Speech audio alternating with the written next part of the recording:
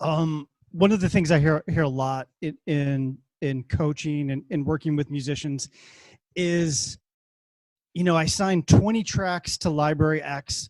I have another 15 with library Y. Nothing's happening. I hear this all the time. Bad libraries. My tracks. Okay. So that's what I was going to say is, it seems like so many composers get stuck in this situation where their tracks just aren't generating any income.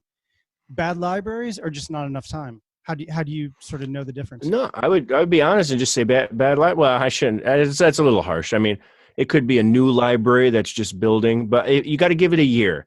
But that's what I say to people: is send the track off and then shut up for a year. Don't don't ask about it. Maybe nag the publisher once. Publishers hate being nagged, and composers are nags. And I have a team, and I have a couple nags too. It's okay. I nag too, but there's an art to nagging about tracks. There really is. But I would give it a year. After a year, you really got to nag and say, "Hey guys, I've had no action on this track. I don't think we're going to work together." And that happens. I still have libraries that I've sent tracks for and nothing happened, and I still get their briefs coming in, and I guess I'm still on their roster. I just don't respond to them because I don't think my time is well spent. So if you've sent 15 tracks somewhere, which is great, you've really committed to that library, that's awesome. Give it a year, and if nothing's moved, or if you get no detections, if you use like TuneSat or something like that, or if your royalty statements are nothing, and you emailed them and said, "Hey, what's going on? It's been a year." And they said, it's just not moving. And that's just it. You could either decide not to work on them. You can press them more and say, "Hey, are you working hard enough for my tracks? Are you?" Because if you're writing for free, like a lot of these TV composers write for free, you got to think about that. The library is not investing anything in those tracks. So there's really no incentive for them to really go out there. But if you work with good libraries, sometimes they actually pay you to compose, which is nice. So at least you get something out of it. If a library pays you to do something, that means that they're going to work hard to, remonetize that track for themselves. But yeah, if you're writing for free, sometimes you got to nag them and say, "Hey, have you been, promoting my tracks enough? Hey, do you have a good list of clients?" And you don't really have the right to run the business for them, but you could ask them, "Hey, are you a new publisher? Are you guys sub-published anywhere?"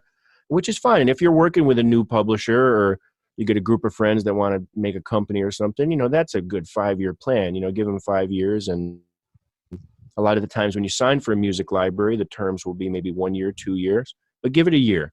But if you're writing more tracks for that library, that's on you. You just got to find a library that's a little bit better, and then find those golden libraries, those very few, once you get to a certain level, that will pay you to compose up front. So you don't have to wait months and months to monetize a track, because that's what's suck, and it discourages a lot of people.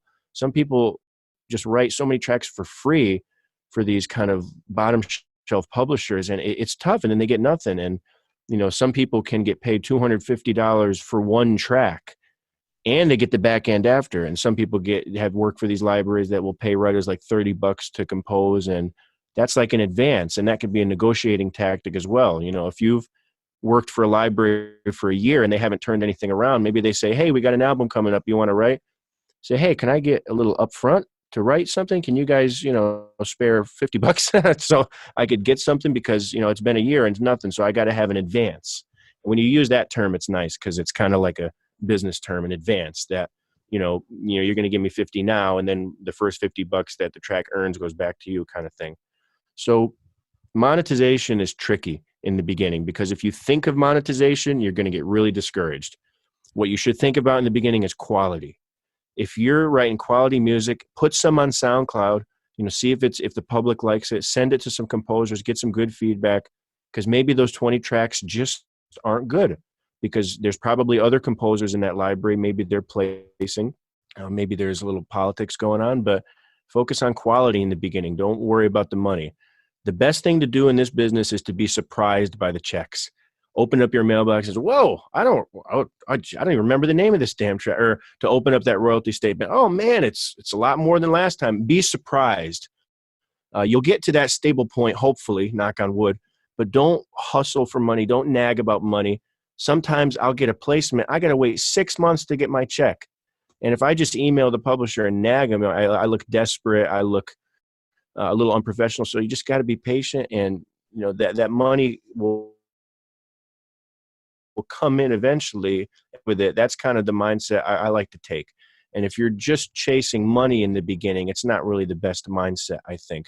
But focus on quality. But also, don't be afraid to push back on a publisher, I'd say, after a year. Give them a year. And give small publishers a little more of a chance, because I myself also run a very small publishing company, even though I'm a composer. And we've been in business for like almost a year.